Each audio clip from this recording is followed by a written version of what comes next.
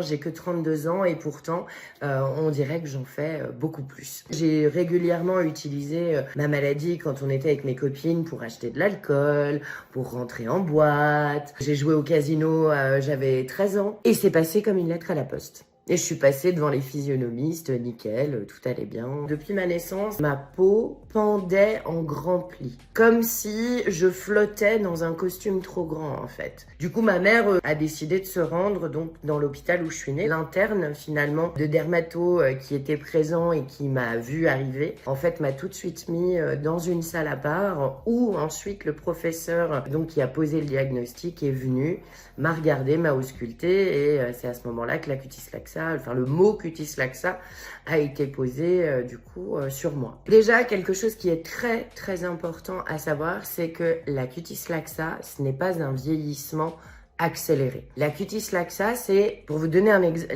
c'est les fibres élastiques. L'élastique, c'est tous les petits élastiques de l'ensemble de mon corps, qu'ils soient externes ou internes, qui sont abîmés, voire complètement inexistants. En gros, ils font pas leur travail. Le seul endroit où il y en a pas, c'est les muscles et les os. Donc pour donner un exemple, j'aime beaucoup montrer ça, mais tu prends ta main, tu tires la peau, comme ça. Donc toi, si tu la relâches, ou quelqu'un qui n'a pas la cutis laxa, quand il la relâche, la peau, elle va se remettre nickel, toute tendue, toute bien, enfin, comme si tu n'avais jamais tiré dessus. Moi, en fait, ce qui se passe, eh ben, c'est que ça garde un pli, en fait. La peau, elle ne revient pas. Il faut savoir, c'est que j'ai fait un lifting quand j'avais 8 ans. Ça a été fait à ma demande. J'insistais énormément là-dessus auprès de mes parents. Sauf que le problème, c'est que ça tient pas. Parce que tu vas faire, je vais te donner un exemple, tu fais un nœud à un élastique qui a pété. S'il est abîmé, s'il est déjà fragilisé, il va péter à un autre endroit. Donc c'est en fait exactement ce même principe. Tu vas tendre la peau, oui, effectivement. Alors sur le coup, ça va être assez sympathique et ça va bien faire. Mais avec malheureusement le vieillissement naturel, parce que j'ai toujours un vieillissement naturel, même si je me vois jamais vieillir au final, mais avec ce vieillissement naturel, le peu de fibres élastiques que j'ai qui fonctionnent encore à peu près bien, au fur et à mesure que je grandis, que je vieillis, c'est des fibres élastiques qui continuent de se désagréger, qui continuent de vieillir finalement. Le jour même où le diagnostic a été posé, je me souviens être nue sur une table et on me prenait en photo. Et le premier truc qui revient, c'est pourquoi. Pourquoi on me prend en photo?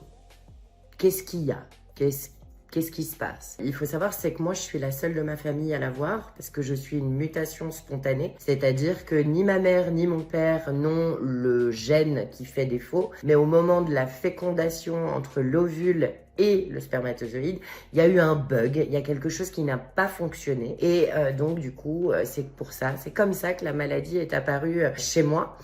Donc, étant donné que j'étais toute seule à l'avoir, ça a toujours été assez compliqué à ce niveau-là, dans le sens où le physique, quand on est enfant, ado, c'est quelque chose de très important parce que c'est quelque chose qui nous permet de nous identifier à quelque chose, de nous identifier à quelqu'un. Moi, pendant très longtemps, je me suis sentie très seule parce que j'avais personne à qui m'identifier. Et bien évidemment, avec toute la méchanceté gratuite qu'on peut avoir à l'école, mais finalement, avec beaucoup de recul aujourd'hui, je sais que c'est tout simplement de la méconnaissance. Et c'est un processus qui est juste typiquement humain. Quand on connaît pas quelque chose, quand il y a quelque chose qui est face à nous, dont on n'a pas connaissance, qui nous semble bizarre, il y a deux procédés. Soit on va être curieux et on va chercher à savoir ce que c'est, soit ça va nous faire peur et du coup on va utiliser des systèmes défensifs parce que ça nous fait peur et c'est à ce moment-là qu'on va être méchant. Donc oui, j'en ai bavé, bien évidemment, au collège, au lycée, avec des insultes. Tu peux imaginer lesquelles, Cécile, de toute façon, avec la gueule que t'as, tu pourras jamais trouver quelqu'un qui t'aime, va dans une maison de retraite, t'auras peut-être une chance. Achète-toi un fer à lisser pour te lisser la peau, ça pourrait être utile. Avec la gueule que t'as, tu pourrais même pas être une pute. Donc j'ai été plutôt rebelle, plutôt à envoyer bouler tout le monde et à envoyer chier tout le monde. J'avais pas la prétention d'apprendre la vie à quiconque et à qui que ce soit, je voulais juste qu'on me foute la paix. Là aussi, concernant les garçons, c'est qu'à un moment donné, je me suis sursexualisée. Dans le sens où, et ça a duré pendant un moment, pendant un très très long moment. Dans le sens où à un moment donné, j'en suis arrivée à me dire, on va pas m'aimer pour mon physique, mais on va m'aimer parce que je suis bonne au lit. Et avec ce côté, je vais devenir la meilleure, je vais tester tout ce que je peux tester, je vais dépasser mes limites. Mais au moins, même si à l'heure actuelle on ne me donne pas d'amour, malgré tout, je vais réussir à avoir un petit peu du corps à corps, à avoir un regard posé sur moi, à ressentir un petit peu de désir, même si ça n'est que du désir sexuel. Mais je savais pas me faire aimer telle que j'étais finalement. Et derrière ce côté très affirmé, très femme finalement, je laissais pas la possibilité aux gens de véritablement creuser et de savoir qui j'étais. Le jour où j'ai pris conscience finalement qu'on pouvait m'aimer telle que je suis et pas simplement parce que voilà, je passe simplement pour mes faveurs au lit, eh bien c'est le jour où j'ai rencontré mon mari.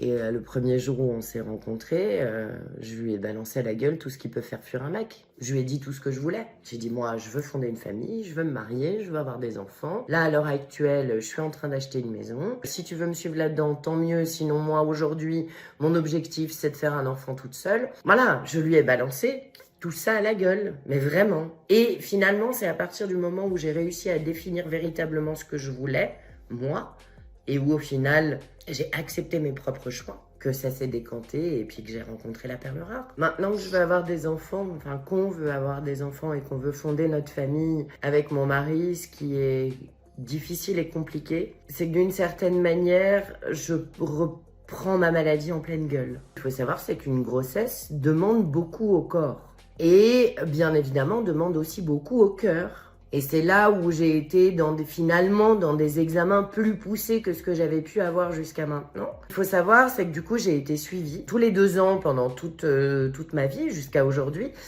J'ai été suivie par un pneumologue et par un cardiologue pour vérifier l'avancée finalement de mon emphysème et de mon anévrisme aortique, qui sont les 2 éléments les plus importants au niveau des atteintes internes, donc qui représentent le plus de risques. Et on va dire que jusqu'à présent, ça n'avait jamais alerté personne. Et où on s'est rendu compte au final que mon anévrisme aortique, n'était pas dangereux du tout. Où on s'est rendu compte finalement que les mesures qui avaient été faites par le passé n'avaient pas été bien faites et donc les mesures étaient erronées.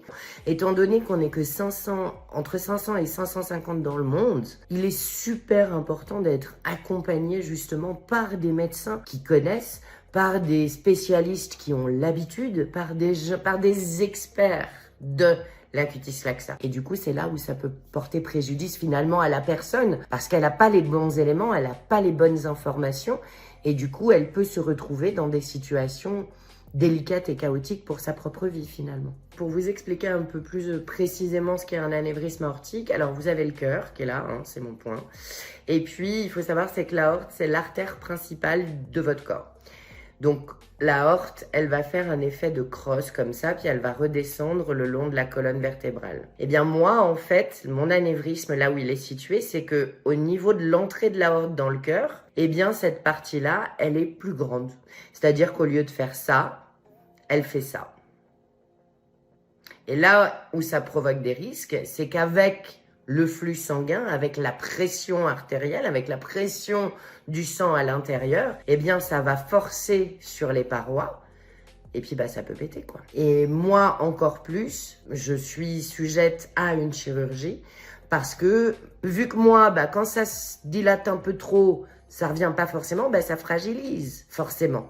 Donc le fait que ça fragilise, le jour où ça pète, ma cache mes couilles Mickey. De se le prendre en pleine gueule aujourd'hui, c'est quand même assez compliqué. Dans le sens où je culpabilise énormément de pas avoir assez pris soin de moi et de pas avoir été assez attentive finalement à ces éléments-là. par le passé et d'avoir été un peu plus en mode ouais bah vas-y c'est pas grave, je vis, je profite et en avant Guingamp.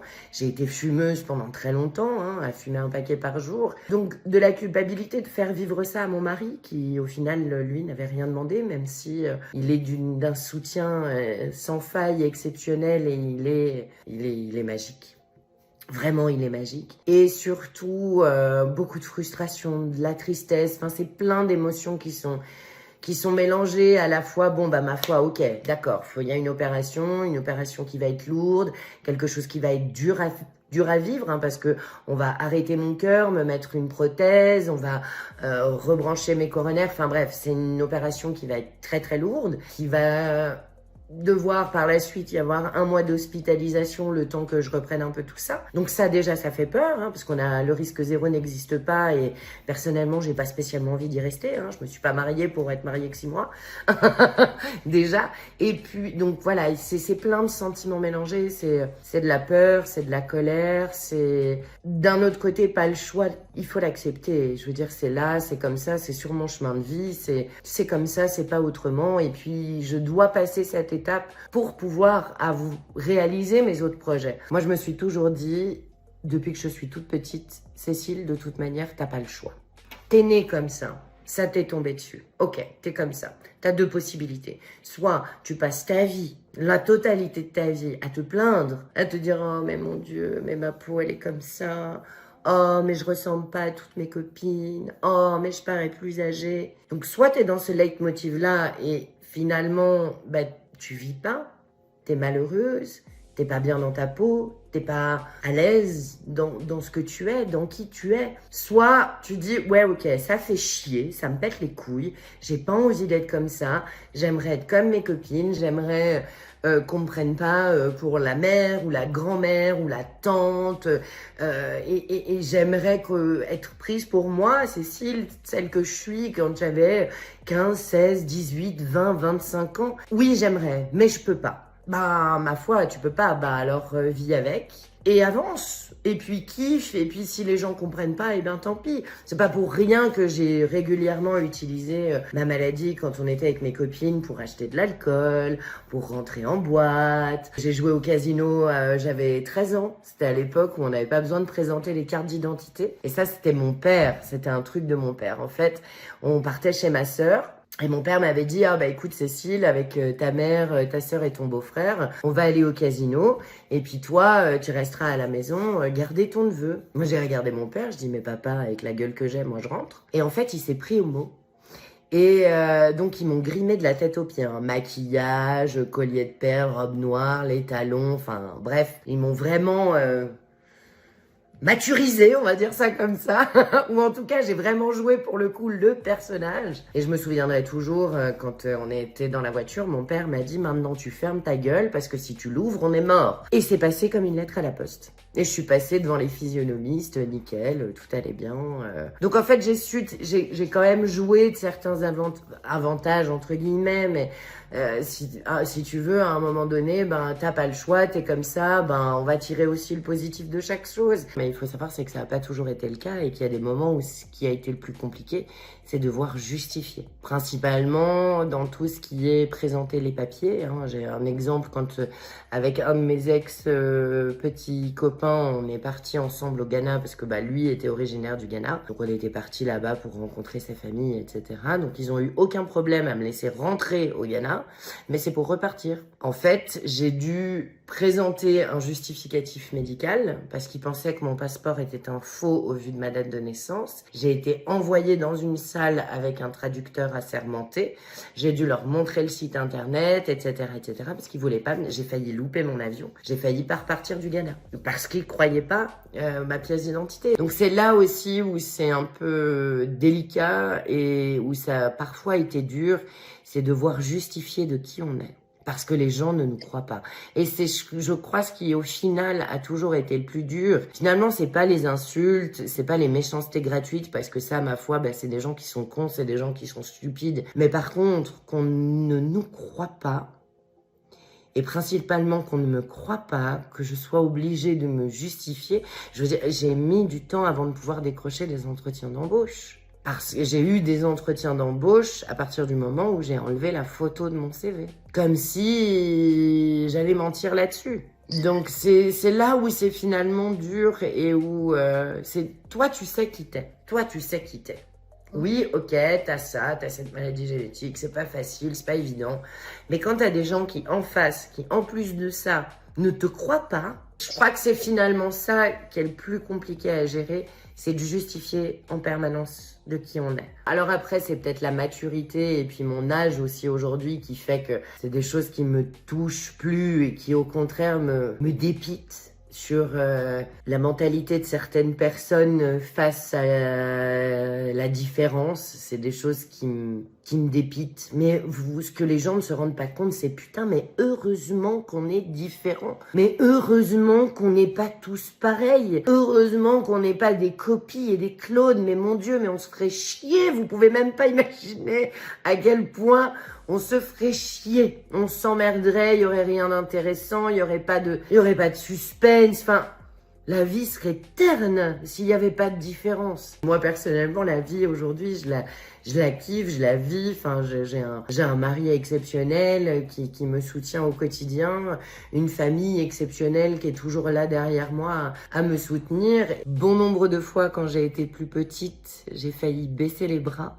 Et quand je vois là où je suis aujourd'hui, je me dis que j'ai bien fait d'y croire. Donc on va continuer à y croire, tout simplement. Que la vie, elle est belle, que la vie, elle mérite d'être vécue pour n'importe qui. Et on va continuer à croire au bonheur, tout simplement.